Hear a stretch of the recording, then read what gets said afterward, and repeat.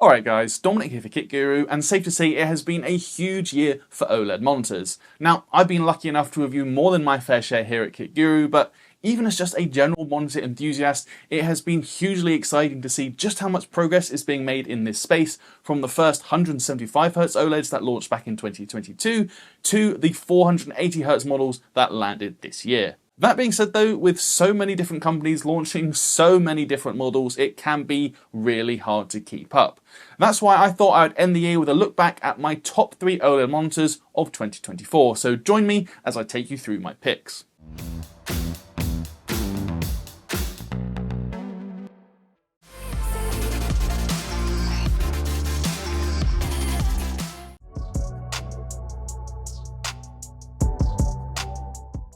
Just before I do kick things off then with my top 3, I do want to just make one thing clear. I'm not calling this video the best OLED screens of 2024 just because there's a few panels that I didn't get around to reviewing this year, so I didn't think that would necessarily be fair to call that video the best of 2024.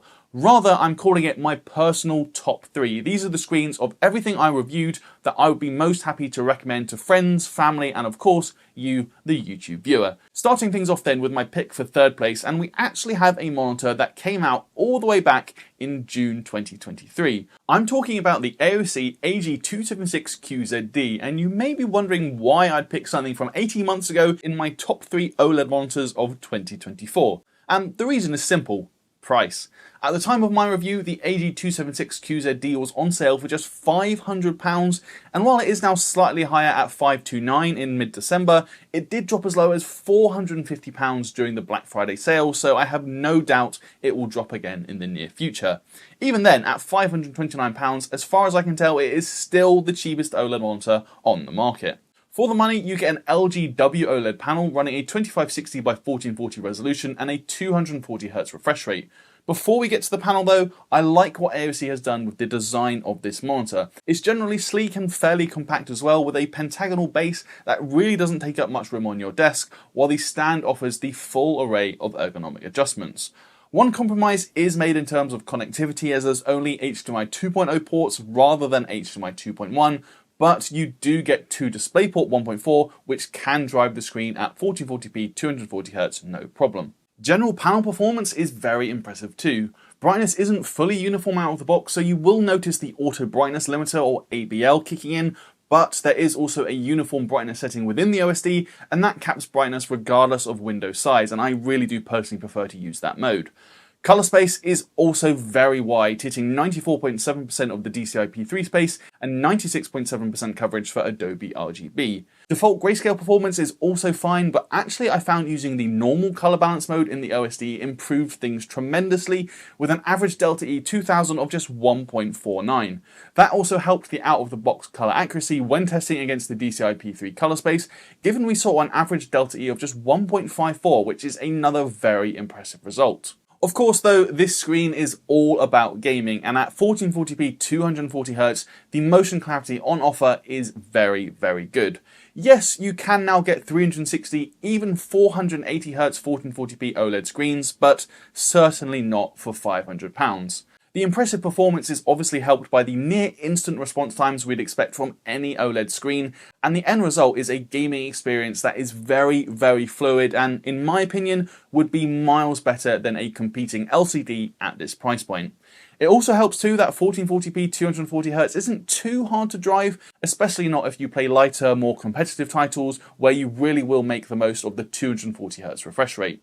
Lastly, we also found that HDR performance is still very solid, at least using the display HDR setting, which delivered pretty accurate EOTF tracking, and brightness tops out at around 780 nits, which is really to be expected for this caliber of slightly older WOLED panel. Of course, if you do want to learn more about the AOC AG276QZD, I will leave a link to the full review down in the description below, but safe to say, for £500 you are getting a heck of a lot of monitor for your money. If you're looking for a new chair, then definitely go and check out boolies.co.uk. They offer a whole host of gaming and office chairs that come in a variety of different finishes and different colours.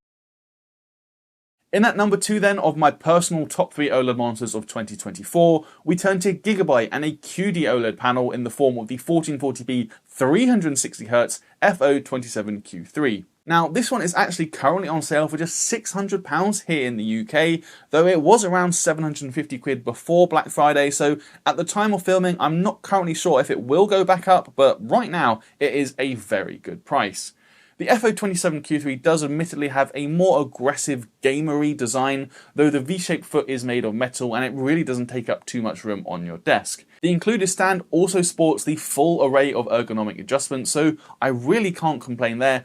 Plus, Gigabyte does offer two HDMI 2.1 ports, which is really good to see. It may not be important to everyone, but I personally do really rate Gigabyte's OSD system. It's clean, easy to use, and thanks for the joystick, you can navigate through very, very easily. As for the panel itself, brightness is as expected, hitting around 260 nits for a full screen image, and Gigabyte actually offers different APL stabilized modes, so you can choose to have uniform brightness or have the brightness increase as the window size decreases, so it's good to have the option. Gamut coverage is also super wide thanks to the quantum dot nature of the panel, this time hitting 98.9% DCI-P3 coverage and 96.9% reporting of the Adobe RGB space. I did find that default grayscale performance is a touch on the warm side, however I found that reducing the red channel from just 100 to 96 using the custom color balance option gave near perfect results with an average Delta E 2000 of just 1.27. On top of that, the FO27Q3 features a really good sRGB mode, offering impressive grayscale and color accuracy with an average Delta E of 1.59 when compared against the sRGB space. Of course, the FO27Q3 is all about the higher 360Hz refresh rate though, which helps deliver highly impressive motion clarity. Now, admittedly, the jump up from 240Hz isn't huge, but I do think it's perceptible, and if you are playing esports titles or other games that you can drive at high frame rates, it really does look incredibly clear around the 360 FPS mark. It also helps that response times are as expected, right around the 1 millisecond mark like every other OLED monitor we've tested. The technology really is fantastic in that regard.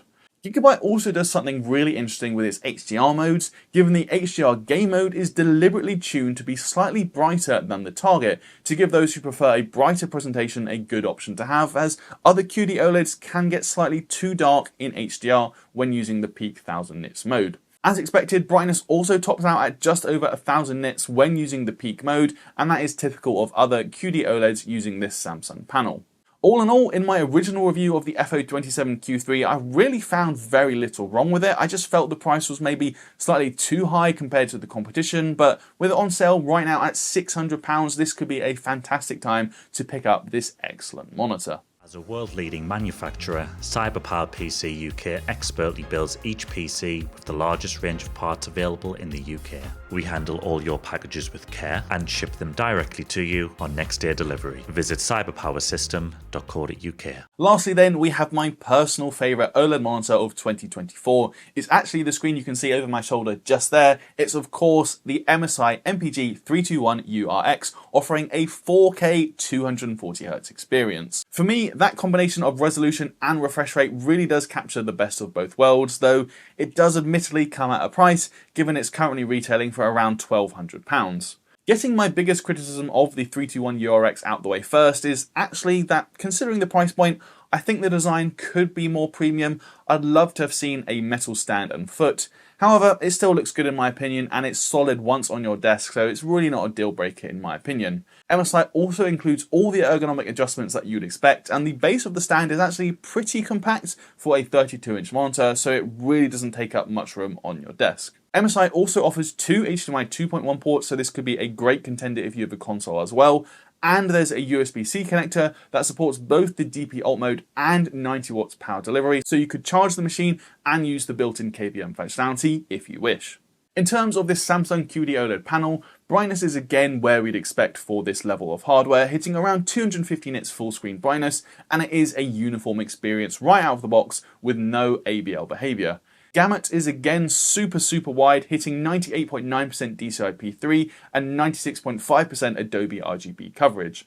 Like the Gigabyte FO27Q3, I found grayscale to be generally fine, but again just a hint warm, though I did get significantly improved results by using a manual color balance and lowering the red channel from 100 down to 98, and that actually resulted in an average Delta E 2000 of just 1.29. The MSI 321 URX also offers a very capable sRGB mode too, with an average delta E of just 1.45 when looking at color accuracy. Response times of this panel are as we'd expect, and motion clarity is very similar to the AG276QZD, given they are both 240Hz OLED panels. However, what really wins me over time and time again is the combination of the fluid 240Hz refresh rate with the pin-sharp 4K resolution.